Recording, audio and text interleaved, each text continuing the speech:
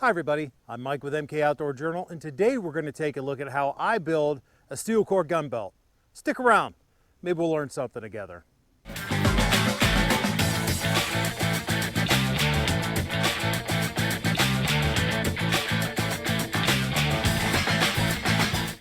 The Crime Prevention Research Center says that there are over 21.5 million concealed carriers in the United States, but that's only the ones that have to have a license.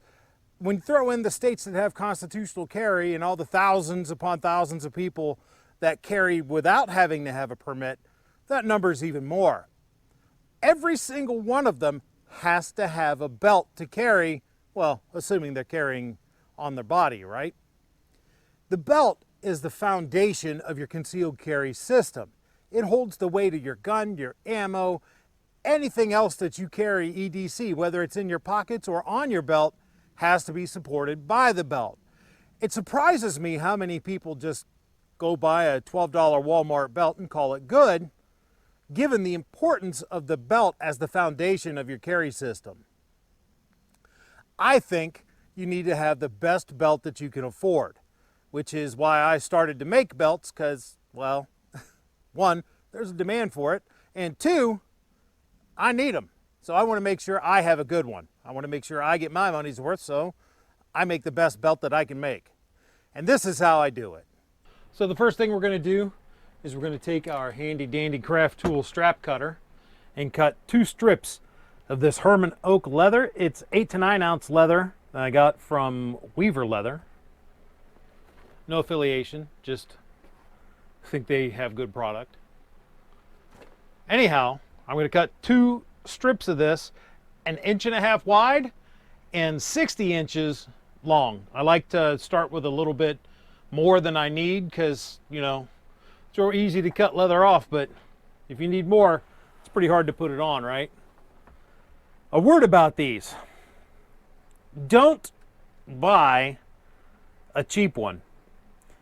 In other words, spend the 30 bucks, buy yourself a craft tool strap cutter at the bare minimum. Don't buy the cheap ones that you find, the knockoffs on Amazon, because, well, they absolutely suck. I know. I tried to get cheap and spent $15 on a strap cutter when I should have went ahead and spent the $30 on this to begin with.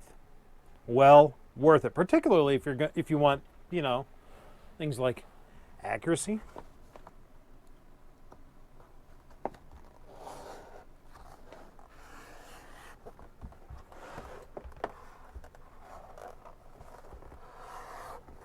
So now I have my 2 strips of leather. I'm going to notice that on this particular hide, one end of these strips is fairly stiff. The other end is not quite as stiff. What I'm going to do is I'm going to orient them opposite each other to kind of offset. In other words, on one of these strips I'm going to have the stiff end matched up with the not so stiff end on the other one. But before I get to gluing these together, I need to go ahead and cut my steel because this is a steel cord belt, right? I got some stainless steel pallet strapping, and this is what I'm using to core my belts with. It's stiff enough to be a good reinforcement to the belt, yet flexible enough that it doesn't keep the belt from bending the way it's supposed to. Now I need to measure out how much I need, which, since this belt's for me, I know that for my size I need to measure out 36 inches of strapping.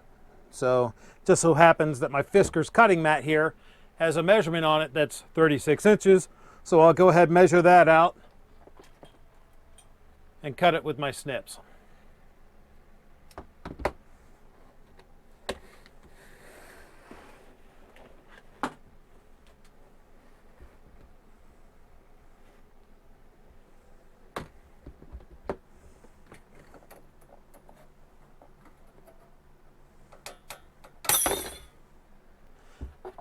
Now I'm going to go to my belt grinder and round these edges over. I'll be right back.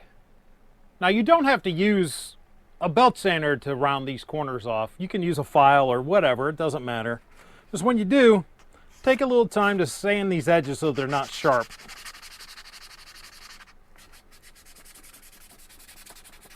You don't want any sharp edges because, well, that'll cut your leather from the inside and your belt will suck. Now, we have to make some markings on the leather because we have to lay out our positioning for everything. There are a couple things that are really handy to have, and that's templates. I got these, ordered them off Amazon. They really help to lay out certain things on the belt, but because these are made for a smaller type of belt and a thinner type of belt, I had to go ahead and make my own template as far as where I'm going to lay everything out. I do still use these, particularly this one, to lay out where my end is going to go, and I'll show you that right here, as a matter of fact. So I will arbitrarily decide which end is the end, and it'll be this one. And on the inside, I'll lay my template down, and as you can see, it tells me right where I need to draw the end of the belt, and it helps to make it nice and uniform. So you can draw that and lay it out, or you can just take your X-Acto knife and put the acrylic template on there and just, well, cut it, which is probably what I'm going to end up doing. Now that I have my blade changed, let's go ahead and line our end template back up and just cut around this. You can use anything to do this, a head knife, a utility knife. I just happen to like using X-Acto knives. Don't worry about trying to go all the way through in one pass. Take multiple passes, it's quite all right. Now I'll take my template that I made and lay it over top, and I'll mark where the holes go for, well, everything. Let me flip. I like to do this right side up. A lot of people do it from the inside. I like to do it from the right side up. It's your personal preference. You can use a pen for this. It's fine. If you want to, you can use your scratch oil for this.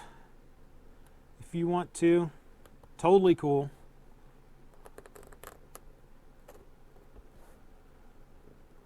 Shoot, you could even use your punch that you're going to use to punch the holes with for this. So what I've just done here is I've laid out where my punches are going to go for my Chicago screws, and then I've laid out where the punch is going to go to mark put the slot in the belt. But now, since I know where this is going to be, I have some pretty good idea of where this is the end of the belt's going to be when it folds over. I like to go down a few inches, like maybe 3 from there, and that's where I'm going to start my laying out process. So this is where the steel is going to start in the belt. I'll mark that spot 3 inches down from where the end of the belt's going to be. Then I'll mark 1/4 inch, and if, as you can see, maybe you can't see, but this cutting pad has lines on it every inch and dots every 1/4 inch. So I don't have to get my ruler out to measure this. So I'll mark in another 1/4 inch. What this does is when I glue this all up, this is where the steel is actually going to start in the belt. This little space here gives it just a little bit of room to move, okay? So since I've got it here, I lay it out on my belt, and I just kind of mark where the sides of it are going to be up here. Then I will slide it until I have the end of the thing in front of me, the end of the steel in front of me, and I will mark that. So I know that's where the end of the steel is. I'll line my thing up, draw my line, So that's where the end of the steel is. This is where the end of where I'm going to glue up to. Okay, so now I've got the length marked and I've got the width marked here. So let me confirm that. Yep, it's the same. I eyeballed it pretty good. So now, starting at this first line, I'm going to mark it. You could use a gauge for this. I just tend to use my finger gauge right here. And then I go back up.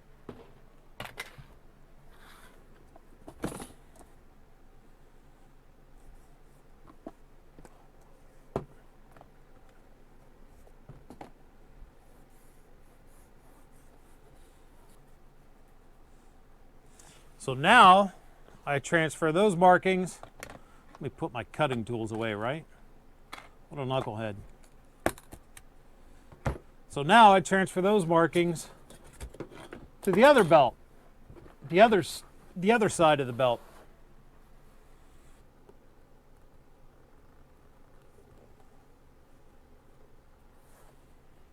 I apologize right now for any noise you might hear from the street. I had to open the window because with this next part, you definitely want some ventilation. I'm going to do the glue up. I'm using weldwood contact cement. You can use anything that's going to make it stick, but I like to use this stuff. And pretty much everything that's not in this channel, slap some glue on both sides of the belt. And you want to let it dry a little bit till it starts to get tacky. That's when you can stick it together and have it bond.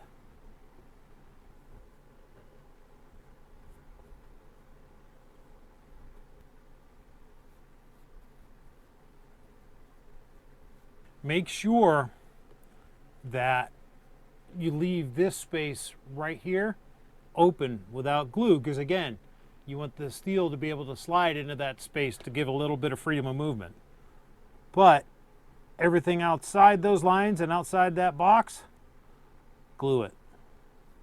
If a little bit gets in there, it's not a big deal, but try to be as neat as you can.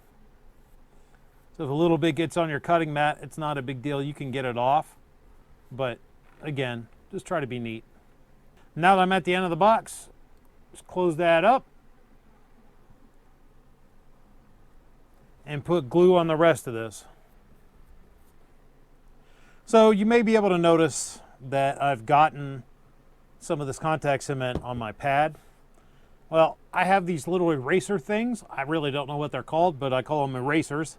And well, you rub these on your pad, your cutting mat, and it will take this doggone contact cement right off of it. Just like you would erase pencil with an eraser. It does the same thing. I'll put a link to these in the description below. Same with all the tools and whatnot that I'm using.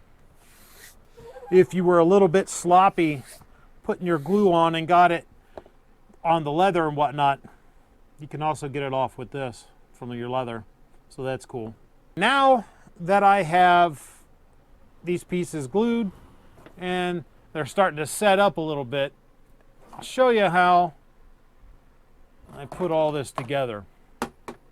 So I'll lay this in front of me and put my stainless strip down on the belt right where I want it to go. And then usually I'll start at this end and I will roll this back out of the way. So I got one end going that way, the other strip end going that way. And I will slowly stick these two together, trying to keep the edges as neat as I can, because that's less that I have to clean up on my sander later. And I just press down as I go. You want to make sure that your contact cement is tacky, because that's when it'll stick. And I will sandwich this layer of steel in between the two layers of leather.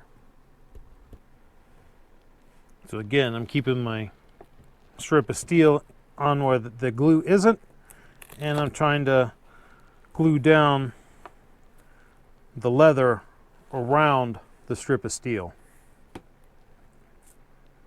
Again, trying to keep my edges lined up as much as I can, because the better I am at this now, the less I have to clean up on the sander later.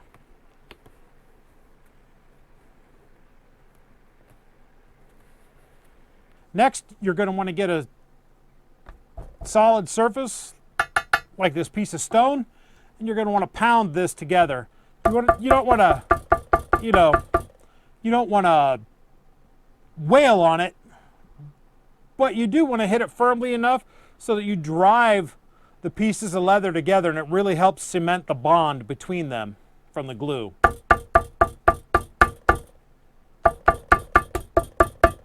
So now I'm coming up to where the stainless steel is, so I want to concentrate on bonding my edges.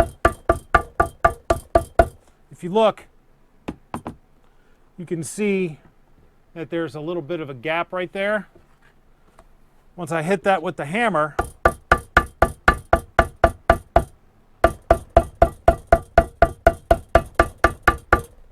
it closes that up quite a bit.